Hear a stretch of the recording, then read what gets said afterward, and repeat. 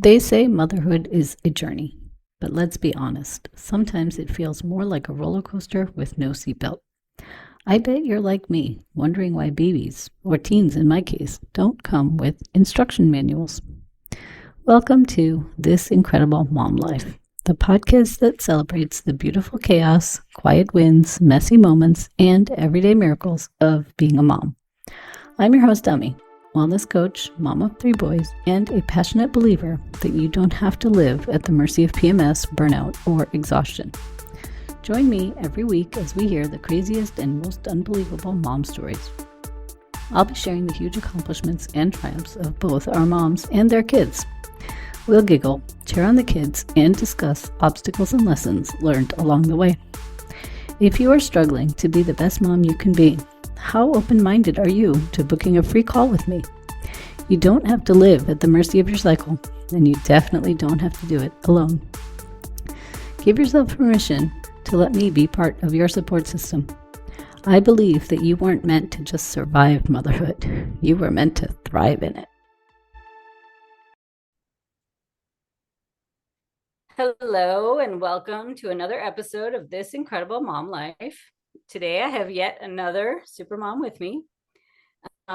We are joined by Kathia Murray, a physician assistant of over 25 years working in radiation oncology. She's a women's health advocate and HRT specialist and the founder of Midlifehotness and breast cancer coach with Kat.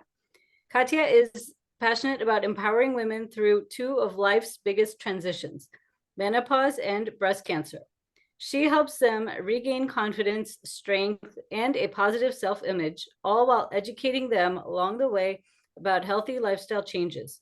Her mission is to show that midlife isn't a decline, but a powerful new beginning.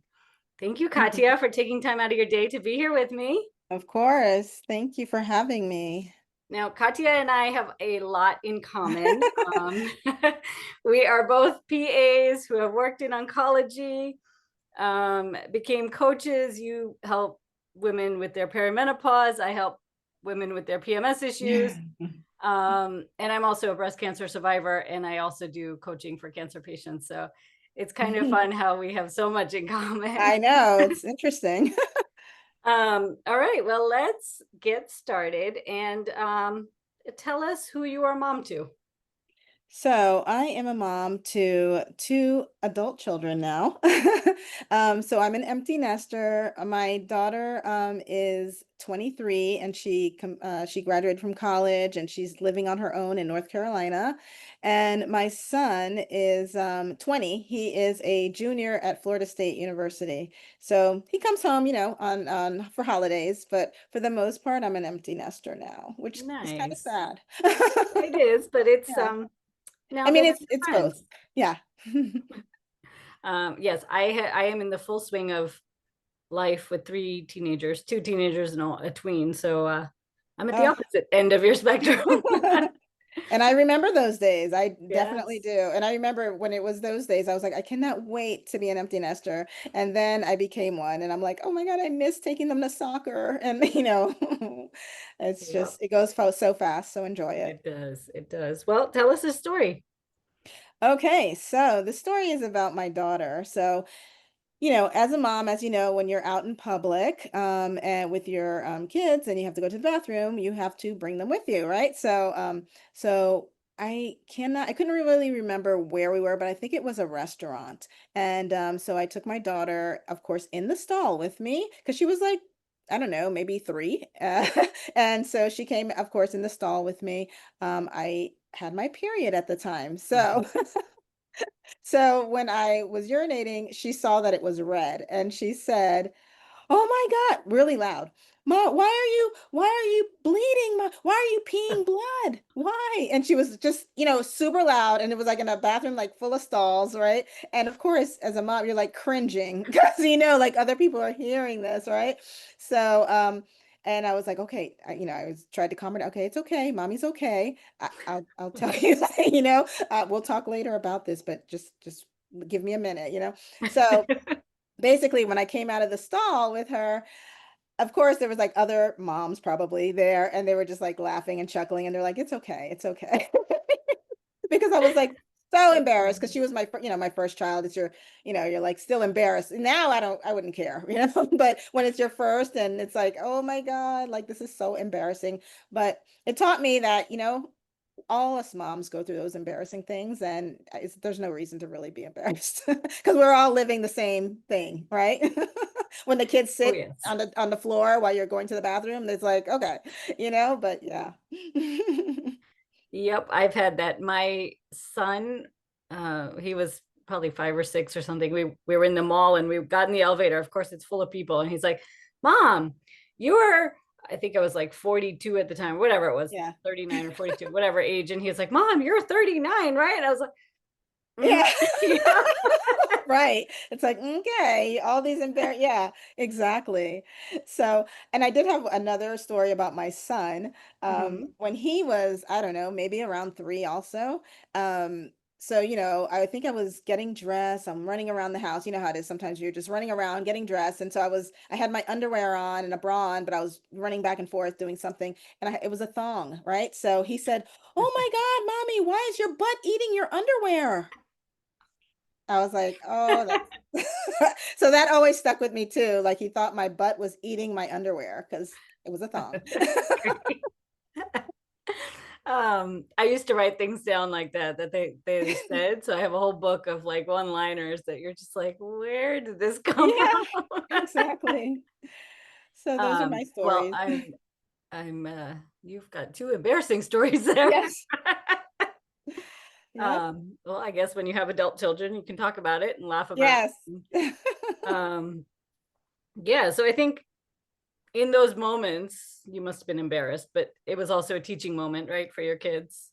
Yes. Yeah, definitely. I mean, with my with my daughter, when it was out in public, 'cause the one with my son, obviously it was in our house. So it was just like, what? What did you just say? And I thought it was just funny. It was just very witty. Like, oh, okay. It does look like my butt is eating my underwear, but it's not. But yeah. So, but then with my daughter, it just taught me like, kids are gonna say, they're so honest. Kids are just Hmm. brutally honest, right? And that's a good thing because we do lose that. We lose all that just being like honest like that. And it wasn't a bad thing, but for me it taught me like, listen, all us moms, we all go through these embarrassing things, and not to be so embarrassed, when these things happen. And because when I stepped out the stall, everybody, all the other moms were like kind of chuckling, and they were like, yeah, we've been there. Don't worry. Yes. I can only imagine as a mom of 3 boys, I'm just trying to imagine like having to explain that. Yeah, yeah, yeah. um, And I think that by the time we, got home, she didn't remember. So I didn't really yeah, have to explain why it was red. But I just reassured her that I wasn't hurt. Because yes. I of think, yeah, course I the think that kids was her think they concern. see blood, they think you're Yeah. hurt. So Well, thank you for being open and sharing some funny insights into your life. yeah. Um, so now perimenopause is gaining a lot of attention in the media, in the wellness space. I think in the last, I don't know, 10 years or so, it's really kind of taken off and people are becoming more aware of it. So tell us why it's so important to take care of ourselves in this midlife time. Yeah, it's super important. And I would like to say, like, probably, I mean, now when you turn on the internet, yes, you will see there's a million things on perimenopause and menopause. But going back even 5 years ago, there wasn't. Because Mhm. there was not. I'm 54. I actually went into menopause at 46. And at that time, there was nothing out there. Okay. I mean, there was not even the doctors where you'd go to a doctor and nobody even talked about it. So, when I first went into, and I didn't do perimenopause because what happened was with me, um, I was on the birth control pill. So I was on the pill probably from the time I was 20 until I was 45 or 46. So when I decided to go off and I only came off the pill to get pregnant, and then I went right back on. So when I was 46, I decided, you know what? I've been on the pill for so long. I'm ready to get off of it. So I stopped the pill, but my period never came back. It never came back. So then I went to my OBGYN. She was like, let me give you a little progesterone. Let's do a progesterone challenge. and see if it comes back on. Well, we did that and nothing happened. So she was like, oh, guess what? And then she checked my labs and she's like, yeah, it's not going to come back. You're in menopause. So I was like, what? So yeah. So I skipped the whole peri because it was Mhm. masked by the pill. Um, Yep. and when I went into menopause, it was, in the beginning, I wasn't really having any symptoms. And then a couple of years later, maybe when I was like 48, 48, 49, I started to then start having hot flashes and I started gaining weight. And, and then I started just having like, dry skin and a little bit of anxiety and some palpitation, just the normal stuff. And I was like, what is going on here? But really, my biggest symptom was fatigue. I didn't understand Mm. why I was so tired. So I went to, of course, my primary doctor and they did the labs. All the labs were normal. So, and often in perimenopause, you check your labs and they're normal. So because we know that in perimenopause, your hormones are fluctuating. They're fluctuating every day. It's different. Every, couple hours is different. So yeah, you can check labs, but and if they're normal, it doesn't mean that you're not in perimenopause. You can still be in perimenopause. And that's why what I really try and tell women, because a lot of women say the same thing. Oh, I went to my doctor, they checked the labs and it's normal. Yeah, but that doesn't mean that you're not, in perimenopause. So what I want to really let women know is that your labs fluctuate, like they're erratic during perimenopause. So just Mhm. because they're normal one day doesn't mean you're not in perimenopause. So for me, I did go to my OBGYN, and at that time, this is going back, probably 6 years, and people, she was not really, she didn't really recommend hormones. So she just recommended supplements and, diet and exercise, of course. But it was just so severe, my fatigue. I was so desperate that I found a doctor that did pellets, which I Nice. don't really recommend pellets now, but back then, um, I was desperate. So I did have pellets, hormone pellets inserted. And when I tell you it was like a 360, Nice. I felt amazing. So I was like, OMG, like what? Um, but I really only did the pellets because when you have the pellets inserted, usually they last about 3, 4 months. And then I did it one more time, but then I decided not to do it again because for me it was more vanity, I think, because it left a little dark mark on my butt. And I live in Florida and we go to the beach a lot. So I didn't want these little dark marks on my butt. So I was like, I've got to find a doctor that will get give me hormones without having pellets, So I did find an OBGYN and she was fabulous. And she is still my OBGYN and she gave me a transdermal patch and progesterone and and actually also testosterone because of course my libido was in the toilet. And so ever since then, I mean, I feel really good. I mean, it wasn't like I think with the pellets, I think that people get I don't want to say overdose. I don't know for sure if it's overdose, but it is such a different feeling. I was feeling way, way, way good. I mean, better than what I've ever felt ever in my life. Like, so I was like, this might be a little too much testosterone or something, but, but, with the testosterone cream and the patches and the pill, the progesterone pill, I really feel even. So it's Nice. nice. Um, so can you briefly talk about what is HRT and who would be eligible for it? Oh, yeah. So HRT is hormone replacement therapy. And actually, there was just a big national menopause meeting last week in Orlando.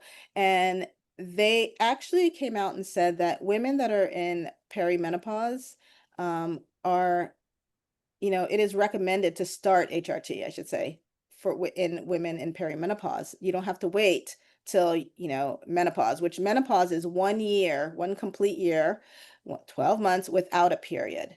And then once you go one whole year without a period, then yes, you are postmenopausal. Um, but they are saying that once you're in perimenopause, which is perimenopause is the stage before actually going into menopause, and it can be 10 years prior Mhm. or less. But and it is the time when your hormones are fluctuating. You can still be getting a period, but sometimes your periods are not regular. Sometimes they're regular, but your hormones are just a little bit erratic, and you will start having symptoms. Like you can have, hot flashes, dry skin, thinning hair, palpitations, anxiety, pain in the joints. I mean, there's a host of symptoms, right? And that you may have never felt before in your 30s and 20s. And then all of a sudden, you're in your 40s and you're like, wait a minute, what is going on? And it's most likely perimenopause. Yeah. So the reason hormone replacement therapy works so well is that when you're in perimenopause, we know that your levels are erratic. They're going down, they're going up. So giving you a little bit of estrogen and progesterone can help, balance, kind of like even out how you're feeling with the hormones, how even out your hormones. Like progesterone is a calming hormone. So even they even sometimes give progesterone to women that, aren't even in perimenopause, just for 2 weeks prior to their period, if they have a lot of rage, and or they have a lot of anxiety. So progesterone will calm everything down. So 2 weeks before your period, some doctors do give progesterone. So when you're in the perimenopause phase, the hormones are just so erratic. So the estrogen and progesterone really help, to kind of like even you out. So you're not, raging at one point, and your hair's not falling out and you're not having palpitations, and yeah. So it really helps Nice. with symptoms. Which is great, because I know a lot of women who are suffering through all of these things. They don't even know what it is, right? And So, I'm in my mid 40s. I'm starting to have all the symptoms too. And I know for a long time, probably about 20 years or so, doctors were saying you stay on HRT for the shortest time possible at the lowest dose. And now that's changing where they're like, no, you should be on it longer term. Just because it helps you yeah. feel so much better. Right. There's so many things that it helps with, right? And they are even showing that, it can help with helping to prevent or delay dementia, right? So and I don't know if you've ever read The Menopause Brain, but I would love every woman to read that book or listen to the audiobook. It's by an author. She's a neuroscientist. Her name is Lisa Mosconi, and it is amazing. That book really is shows how the decline in estrogen really impacts our brain. Yeah. So just um, you know, replacing it with estrogen, um, that, I mean, just that alone could help, decrease or delay the onset of dementia. And we know that women are at highest risk. I mean, you look at the nursing homes, it's mostly women, older women with Yep. dementia in the memory care centers.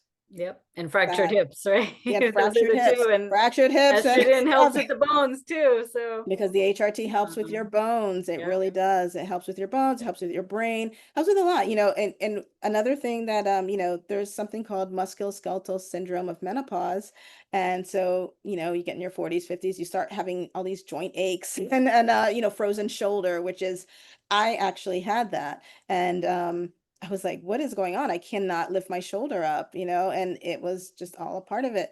And being on HRT can help. Sometimes you need a little something extra, but yes, it can definitely help with all these aches and pains. Yep. Amazing. It's a Um, great estrogen is a great anti-inflammatory. And when we lose that, inflammation happens, takes over. right? Yeah. So that's why women are like, oh my God, why am I getting this belly? Why do I feel bloated? But it's the decline of estrogen. And Yeah. then, it's because estrogen is an anti-inflammatory. And so when we don't have that, yeah, that's why we have the joint aches, the belly, all these Everything. things. Yeah. So for the listeners out there, make sure you find somebody who is specialized in giving out HRT. Don't just, sometimes the regular gynecologist will say, you just need the lowest dose only for a couple of months and this and that. So, find there's menopause certified specialists. There's specialists like Kathia who have studied and, researched all this so they can help with the HRT. Okay, I have one more question for you. Hmm. So when moms are in perimenopause, typically Yeah. they have teenagers at home going through puberty. So do you have any tips for moms to manage all of that hormone chaos in the house? Oof. Yeah.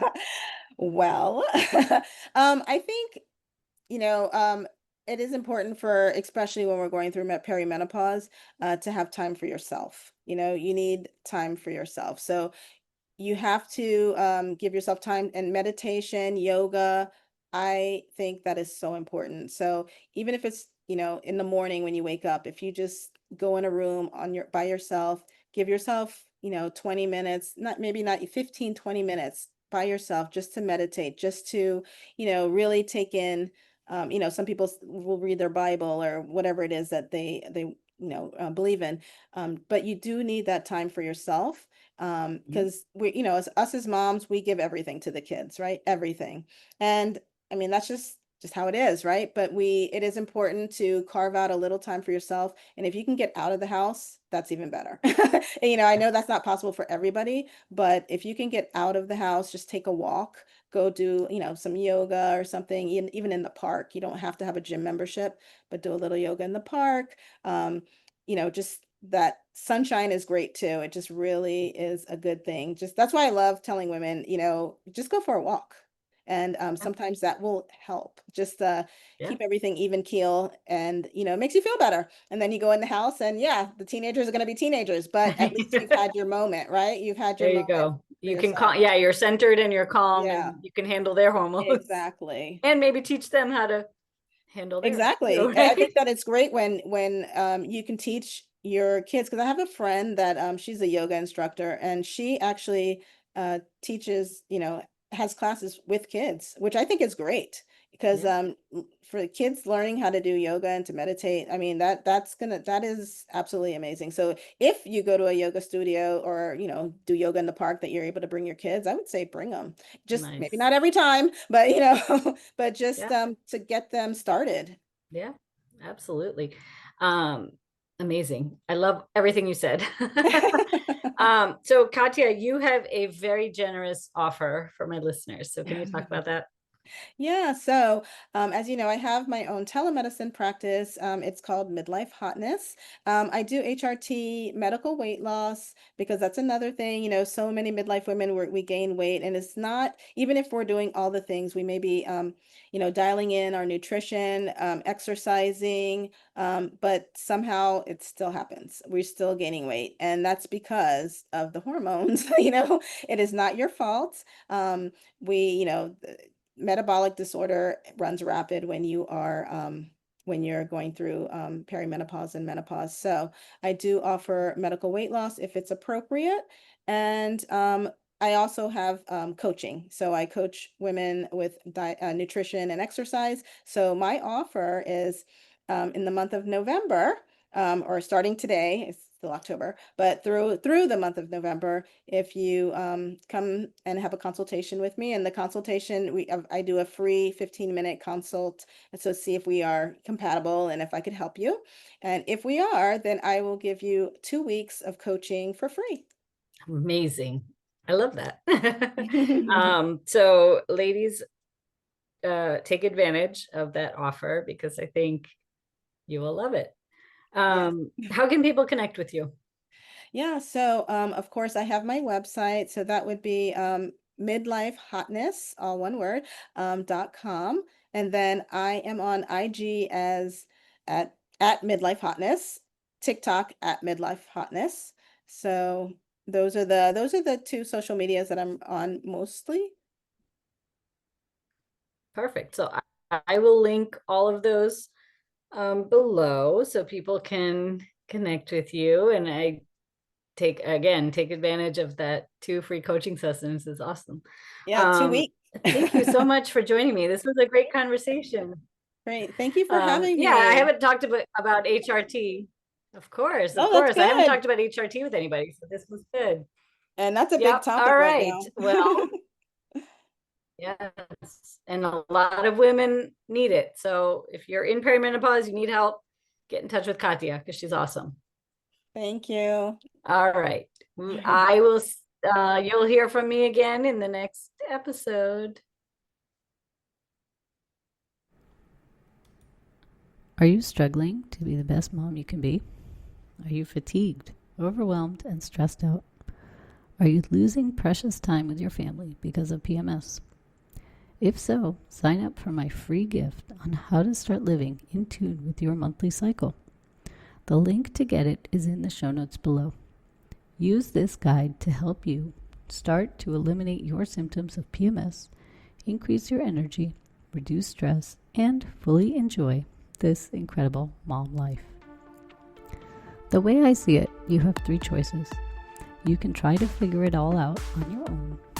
You can do nothing and stay where you are, or you can get the customized guidance you need to thrive as a mom. The choice is yours. Thanks for listening to today's episode. I hope you learned something from these stories. If you enjoyed this show, please make sure to subscribe, rate, review, and share this podcast. It really helps this show grow. If you have a mom story you would like to share, click on the link in the description below on becoming a podcast guest.